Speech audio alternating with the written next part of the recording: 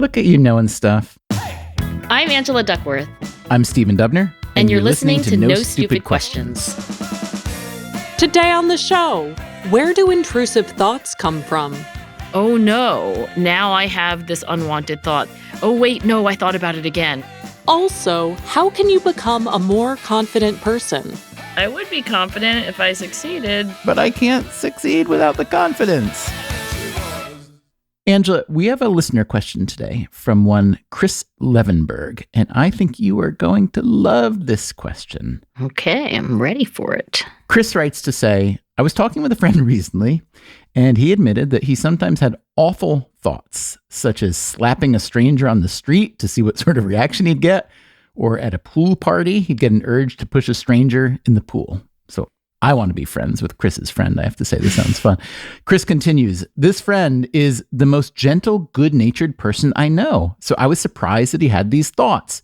I admitted to him that I've always had those thoughts too, but I thought I was the only one. It doesn't necessarily always involve other people. Sometimes standing at a red light, I think about running into oncoming traffic or jumping off a tall structure, and I have zero suicidal tendencies.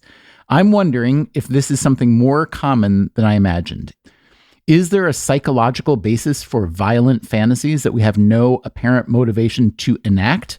If the two of us, normally gentle and kind people, Chris concludes, have been harboring these strange thoughts, it makes me wonder if many people are, and if so, why? So interesting. These thoughts are what are called intrusive thoughts. That's the clinical term from psychotherapy. And it's been studied in the context of obsessive compulsive disorder, OCD. I mean, just imagine that you're sitting quietly in your room drinking a cup of tea and an intruder just bursts in and starts doing crazy things. It is a little bit like that. It almost feels like there's another person in your head who's saying things or thinking things. Now, this is the thing that I'm a little confused by from Chris's note. When Chris says, hey, I have a friend and they have these thoughts like slapping a stranger on the street or getting an urge to push a stranger in the pool.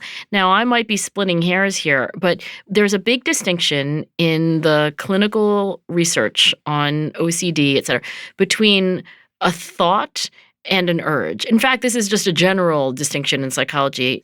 You might have the thought, I could push this person into the pool, or you could have the urge, like a feeling of I'm about to do it, I want to do it.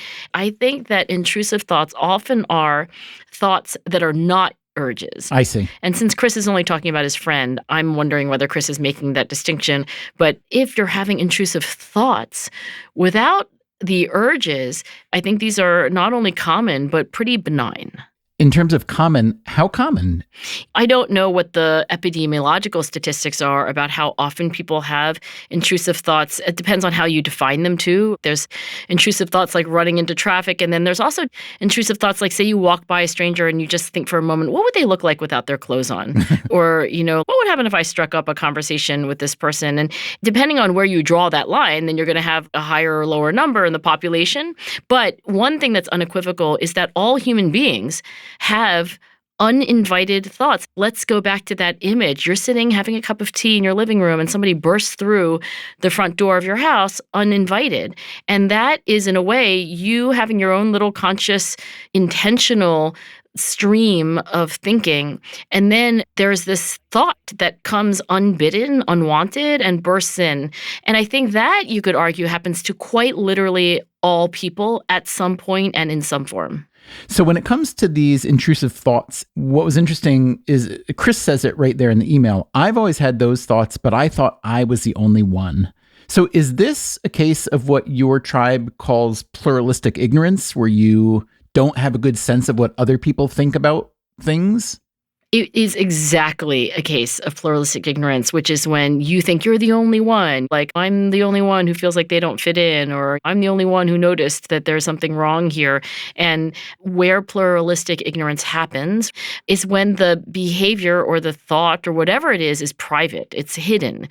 And so you see the exterior of what's going on with other people, and then you just assume what's really happening in their minds, and you, of course, can't know. I mean, the more we talk about this, I think that all of my thoughts are intrusive thoughts by this point. There's nobody having tea in the living room in my head. Everybody's bursting in as a party crasher. I guess when I think about actual thoughts that I have, of course, there's some intentionality, especially when you're working on a project or a problem or something. But thoughts are always coming into my mind. So I'm not one of those people who has no intrusive thoughts. On the other hand, there's plainly a continuum here from relatively harmless and perhaps even wonderful intrusive thoughts to violent, hurtful thoughts, taboo thoughts. So can you describe the continuum? And I'm curious, especially at what point that continuum tips into what we would define as a mental illness. Let's begin with the most benign or unemotional example. The great Dan Wegner, a psychologist who was really just a towering figure in social psychology all the way up to his death about a decade ago. So Dan Wegner was a professor of psychology at Harvard, and he did the famous white bear study. Have you ever heard of the white bear? Oh, the white bear. I have. I don't know why white bear. I'm sure there's some... I always wondered about white bear too, because white bear sounds like a polar bear, and then I'm thinking about Antarctica. These are my intrusive thoughts. So anyway, tell us about the white bear. So in this experiment, what Dan Wegner asked participants to do is to just speak out loud, like talk through their thoughts, just let the stream of consciousness flow. And the key in this experiment is that in the treatment condition, he asked them not to think of a white bear. And weren't they supposed to ring a bell or something if they thought of the white bear? He had two ways of measuring how often these intrusive thoughts, in this case, a white bear, barge into the living room of your consciousness. He had them ring a bell if they thought it, because he wasn't sure whether people would really be able to verbalize everything in their stream of consciousness, but he also had them talking. And whether you just note in the transcript or by the number of bell rings, what you find is that people are really bad at not thinking of a white bear. And in fact, when you ask them to not think of a white bear, then they think of a white bear, of course, way more than if you never ask them to not think of a white bear. So that's the paradox of thought suppression. So let me ask you this. If I'm thinking about pushing someone in a pool, or worse, into the path of an oncoming train, pushing someone off the top of a building, should I instead just think about a white bear and that would get me off that intrusive thought? Well, yes. And the reason I say that is that it was found that one way to not think of a white bear is actually to actively think about just anything else. Like think about, eggs and ham, eggs and ham, eggs and ham, and then your mind is going off in a totally different direction. So yeah, if you want to not think about something, you actually do have to focus your attention on something else. That's one way to get yourself to not have intrusive thoughts. But I think actually a deeper solution is something that comes all the way back to obsessive compulsive disorder.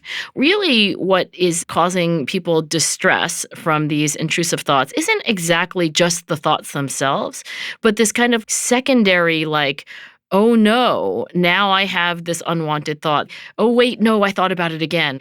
And in a way, the answer to this is to accept intrusive thoughts.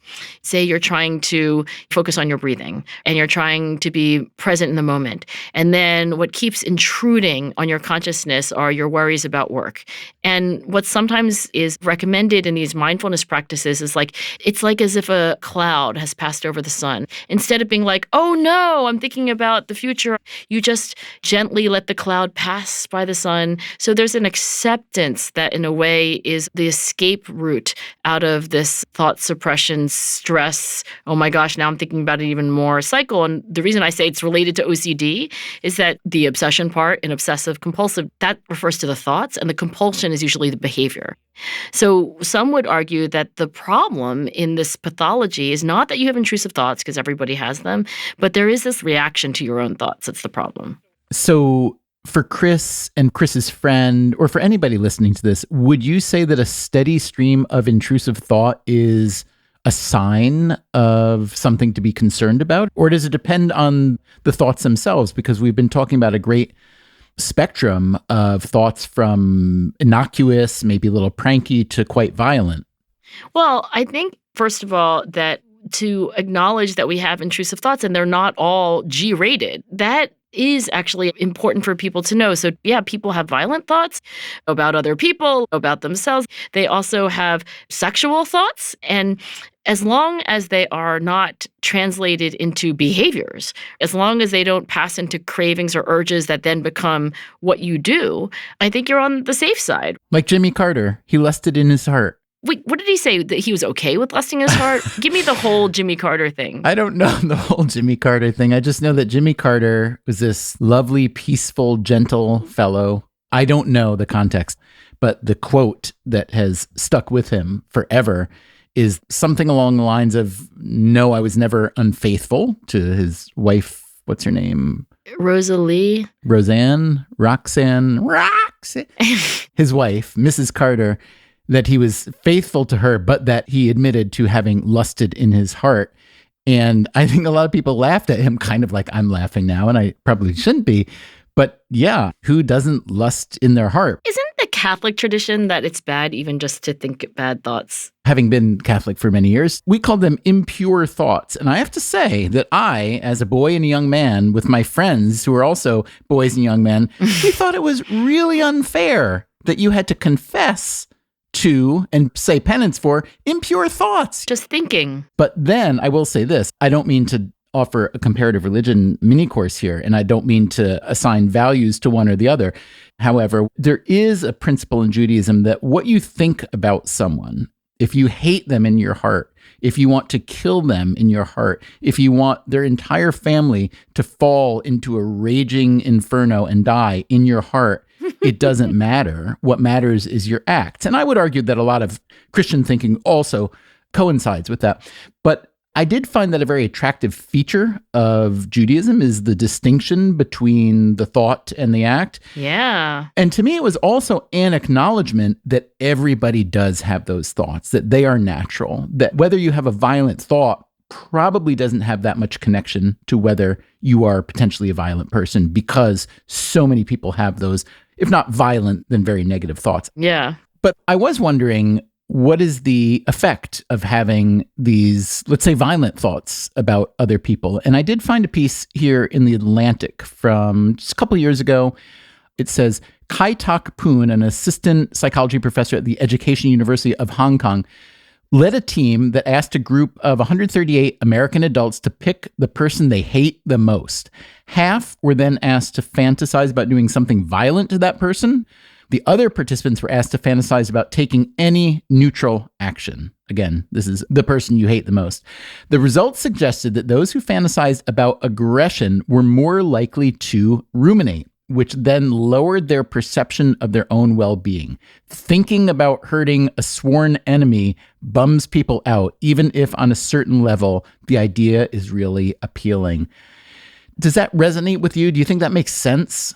I think what that research is, by the way, I'm really glad that I wasn't the person to ask for university permissions to run such an experiment. I can only imagine the human subjects review on the ethics of that. But anyway, I think that what that's getting at is that when people do have these taboo thoughts, these intrusive thoughts, they really get upset about them because they do feel more Catholic than Jewish. They're like, oh no, I shouldn't lust in my heart. I shouldn't feel violent things in my heart. And even when it's experimentally induced, you're like, oh, well, someone just asked me to think about my worst enemy and think about these terrible things. Even then, we still feel bad. That's very interesting. But Paul Rozin, the psychologist in my department, Paul Rozin has this idea of what he calls benign masochism. His idea is that we enjoy experiencing bad things that are not super, super terrible. Like, let's listen to a sad song. Let's watch a movie and cry. Let's put hot sauce on our tacos so that we're crying because it's so painful. It's this kind of like enjoyment we get from suffering. That is such an interesting idea, the benign masochism. It reminds me, I mentioned this email from Chris to my daughter Anya, because we talk about this stuff often. She's taking a couple psych classes and some philosophy, and it made her wonder about how natural violence is for all of us. In other words, is that an instinct that we all have at the ready in our minds? She was imagining that we might have these thoughts about committing these actions that we fear and that we know are bad because we know we're never going to do it. And it's only going to be in our imagination, but there is a certain satisfaction of doing that. You're not going to do it, but you want to look at it. You want to play it out in a way. Yeah, and maybe even connect to the emotion, depending on how good your imagination is. Like, there's no way you would do it, but to bring yourself up to the brink of imagining having done the awful thing is a way to get in touch with a part of yourself that you will probably never be in touch with, thank goodness. So I wonder, when Chris writes about this notion, I'm not saying it's psychotherapeutic, but it is a way to connect to a part of yourself that you will probably never encounter in real life. You want to see what it feels like. And maybe the reason why he thinks about jumping off a skyscraper or running into oncoming traffic is really that he's afraid, right? He's afraid of falling, or he's afraid of dying violently. Freud thought almost everything we do is a defense mechanism against some very deep unconscious pain and suffering, and that we have unhealthy defenses like denial, but we also have mature defenses that don't get us into more trouble, that are actually healthy. One of them is called anticipation. Anticipation is when you play out something in your head in a fantasy, and then you manage it. An example would be like, the worst thing that you can imagine is that a loved one dies, and then you play it out in your head. You play out the accident. You play out the phone call when they say, just came back from the doctor. You do it so often that it's not so bad. It's that kind of coping mechanism. I mean, what are thoughts? They're just mental representations. They're your neurons lighting up and giving you the image of a truck or the image of a skyscraper, the image of doing something. And I do think there's so many reasons why that mental representation could get lit up, and to understand that, oh yeah, these are neurons in my brain. They're lighting up. There's lots of reasons why. It could be that I saw something that reminded me of this. Could be that I have an underlying fear. Everybody's brain lights up in this way, and they have thoughts that they want, but lots of times they're unbidden. And then just be like, oh, okay. And that to me is what these mindfulness approaches are at their core. They're your thoughts. Let them be like clouds passing before the sun. So interesting. All right, let's see how smart you are. Can you tell me exactly what I am thinking right now? Is this like the Johnny Carson trick? Right, Karnak. Based on this conversation, I'm seeing an image. The image is... I'm in it. I am physically interacting with something. Is this taboo? Nope. This is kind of a mashup of everything we've been talking about so far. Oh, gosh. All right. You're on a skyscraper. Yes. Really? What? Yes, exactly. With a white bear? Yes. Okay. And what do I do? You want to throw the white bear off? Yes. Yes. You got it. Oh my gosh, you're good. Still to come on No Stupid Questions, Stephen and Angela discuss the best tactics to increase your self-confidence. I'm good enough, I'm smart enough, and doggone it, people like me.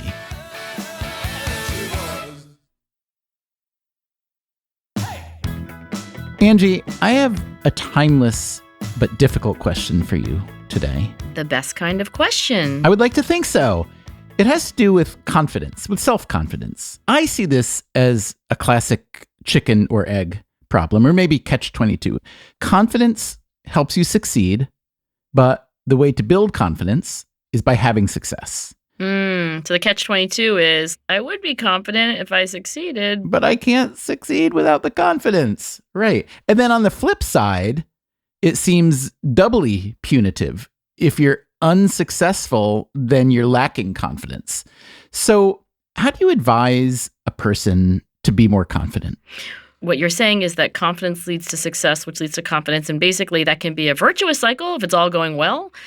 Lots of confidence, lots of success, or it could be a terribly vicious cycle when you have a lack of self-confidence, which leads to a lack of effort and motivation, leading to lack of success.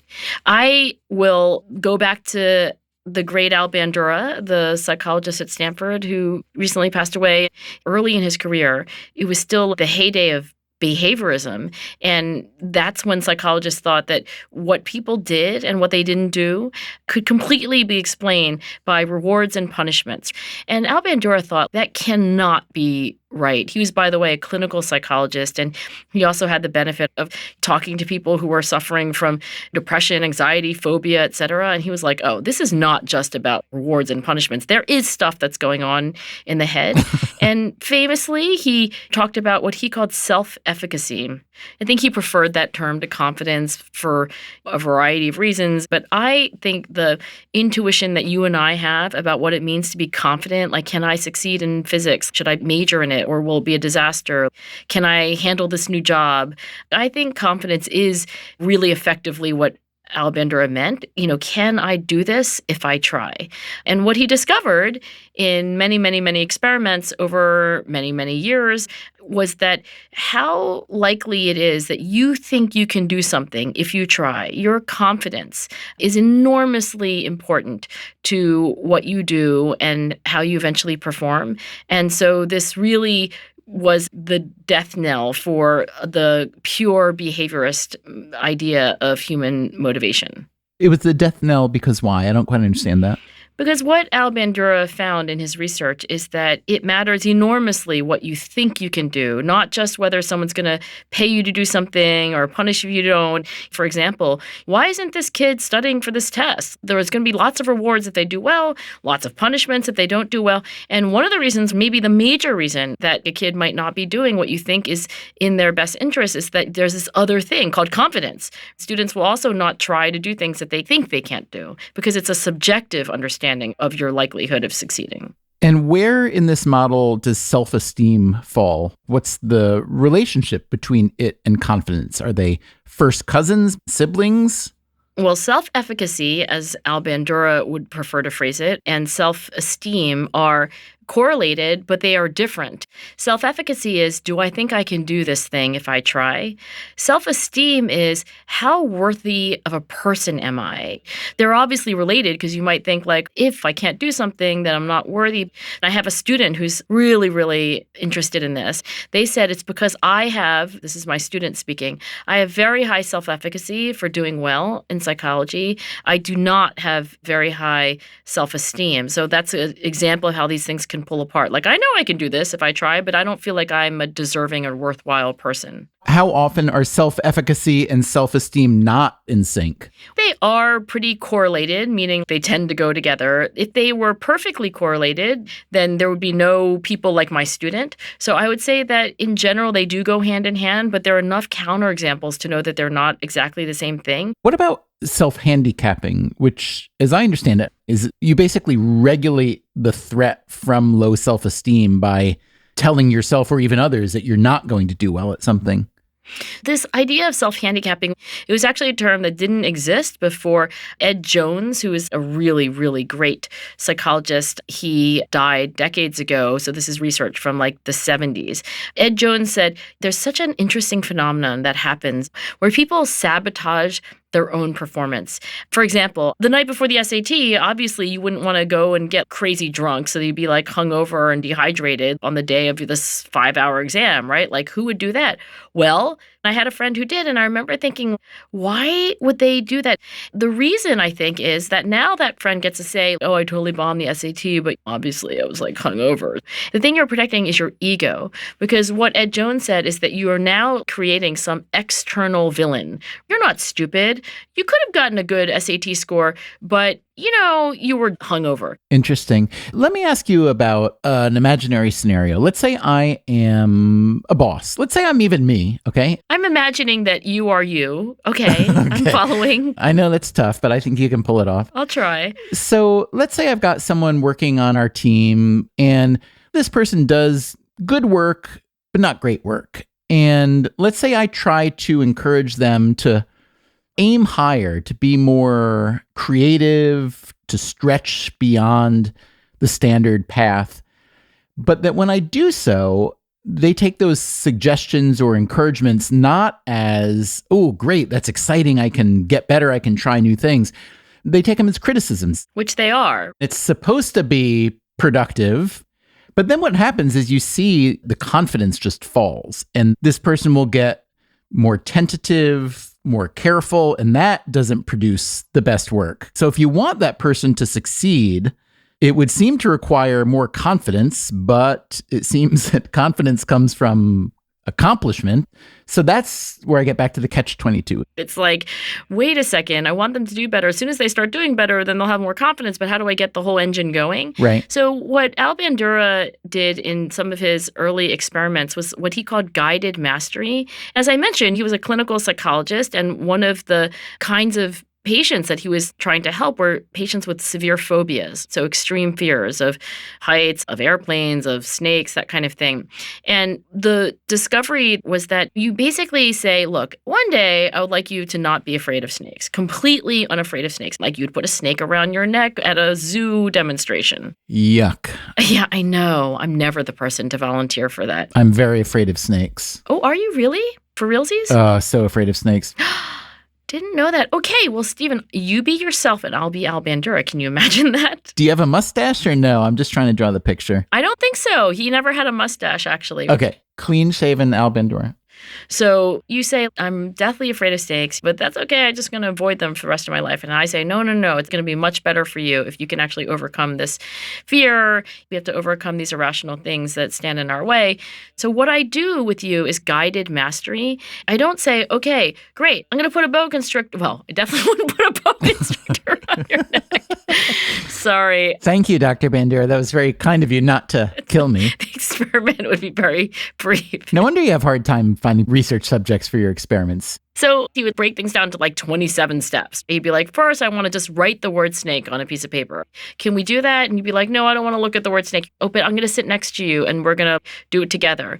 The important part about guided mastery is that you have a role model who actually scaffolds you. They give you the support and also they show you what you can do, but you can't yet do it yourself. And the reason why this is so profound is this is also how children learn. Children, in many cases, can't yet do something and the parent does it with them. And in these tiny ways, they begin to do things that they couldn't do on their own. The parent doesn't totally do it for them, but it's this intermediate step, that guided mastery, like, let me tie your shoes with you. So you break down something like being able to handle snakes into tiny little steps. And then with the role model who's capable and skilled, you travel along this journey of mastery. That is how Al Bandura would say you start the cycle of confidence and success.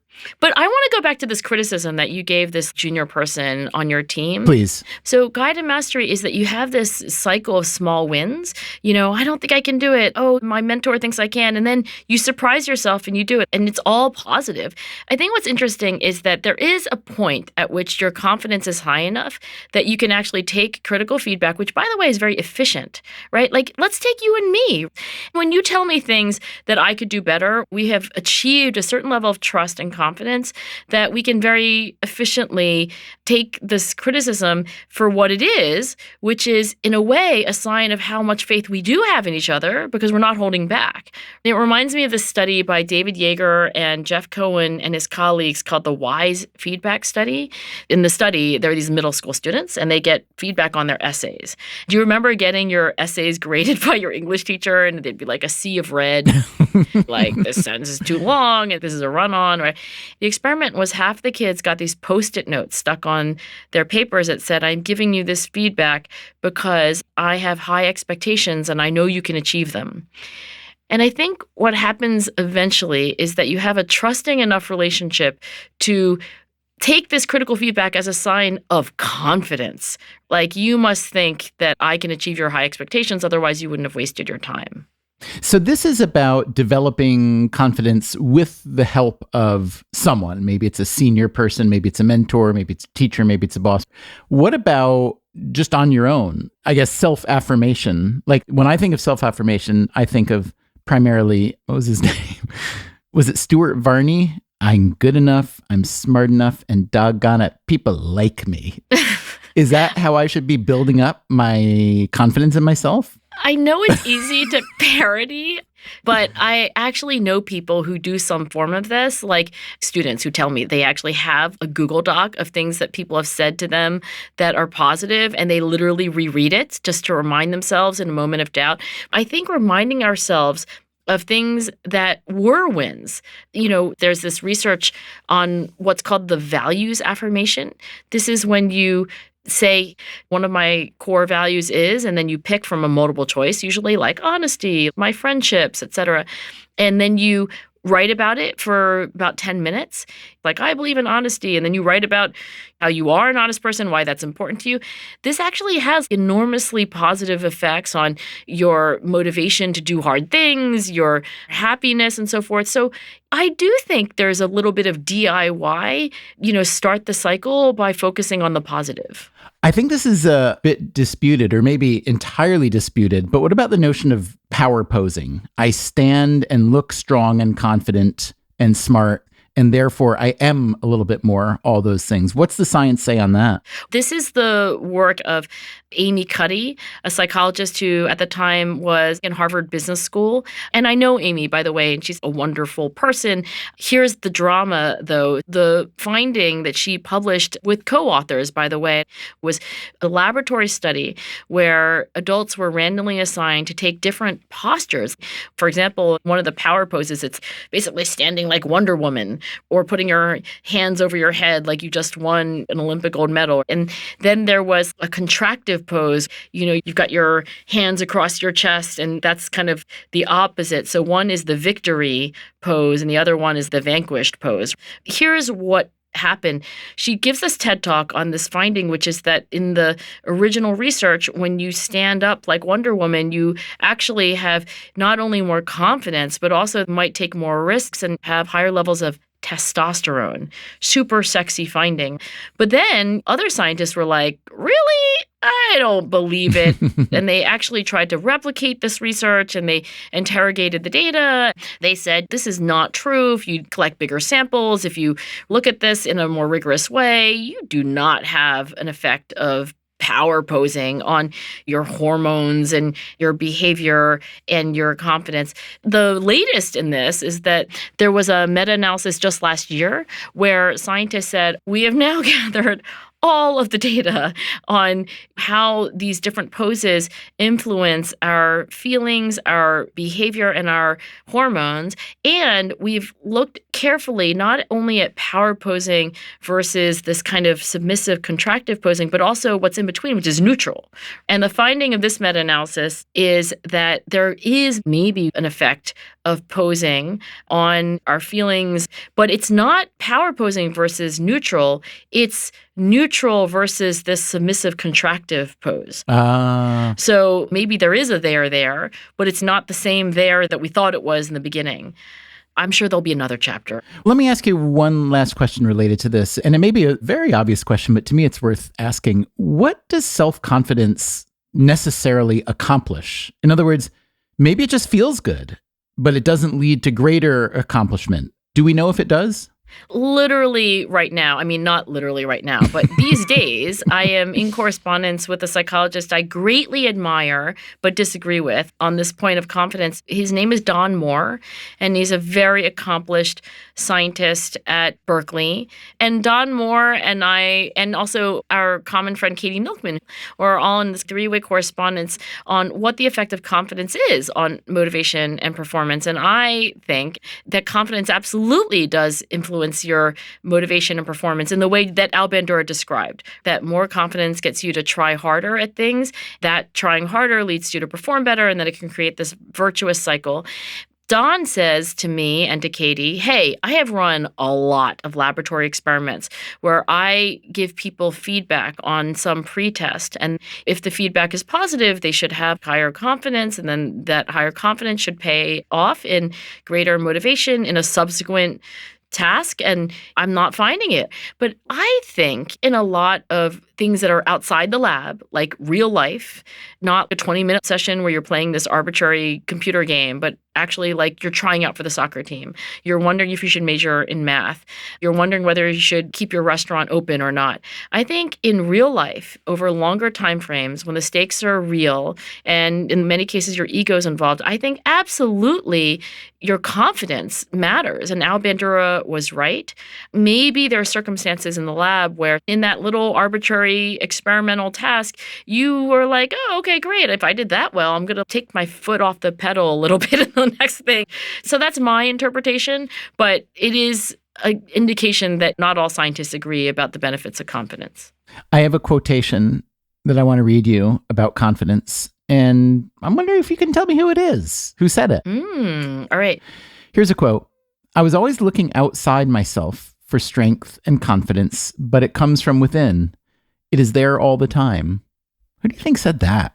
Oh my gosh. Like, everyone said that. Don't you think that was said by like Taylor Swift, Adele? You have the correct gender. Okay, good. I've eliminated half of the human race. I'm doing well.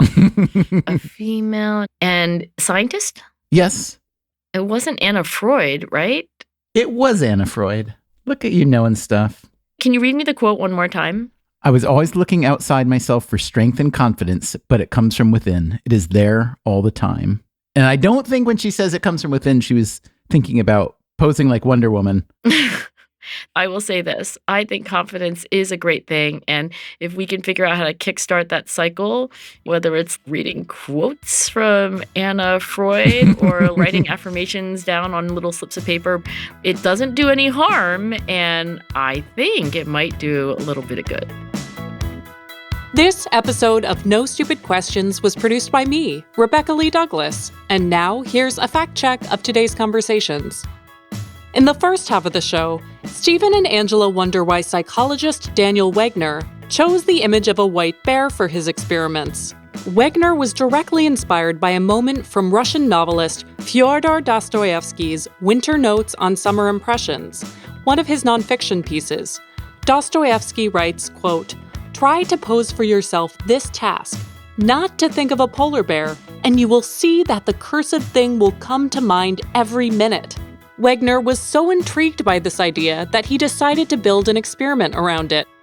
Later, Stephen and Angela struggle to remember the details of President Jimmy Carter's famous admission that he lusted in his heart, including the name of his wife, former First Lady Rosalind Carter.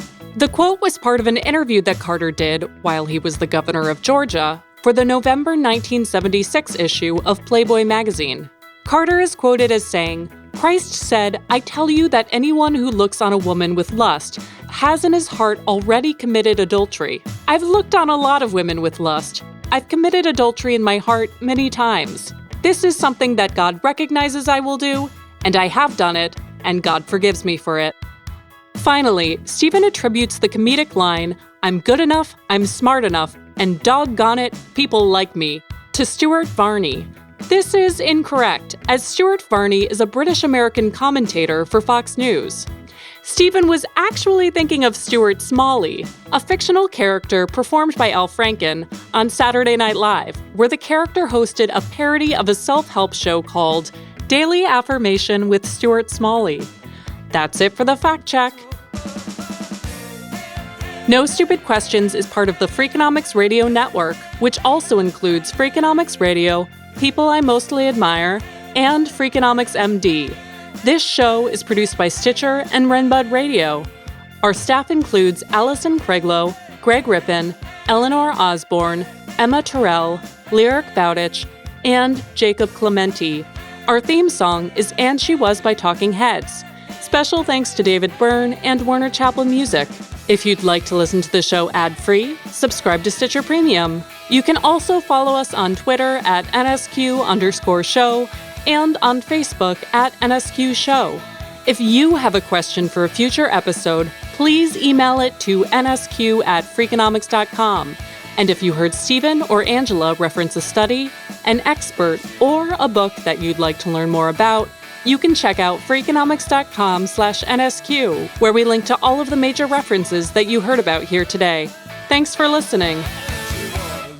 By the way, Anna Freud seems to be a much more positive figure than her, everything's always terrible. Than Daddy? Yeah. I chalk it up to her being the sixth and last child of Sigmund Freud. And I, as the eighth and last child, think that being the youngest is a really big advantage because you get to watch all your siblings screw up. Also, they wear your parents out. The